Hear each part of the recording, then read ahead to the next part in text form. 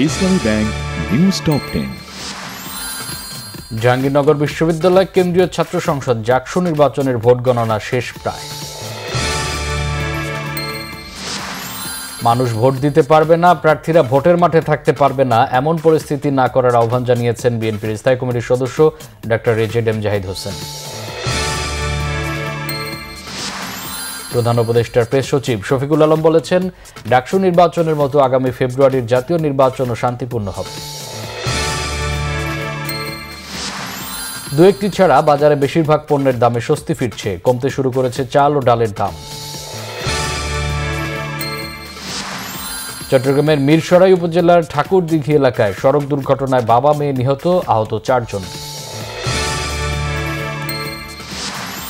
মুক্তিপণের দাবিতে অপহরণ হওয়া 9 জেলেকে দস্যুদের হাত থেকে উদ্ধার করেছে কোস্টগার্ড।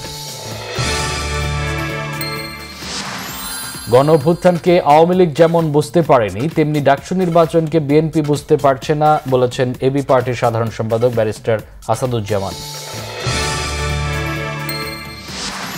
কাতারে ইসরায়েলের হামলার ঘটনায় জাতিসংঘ নিরাপত্তা পরিষদের সব সদস্যের নিন্দা।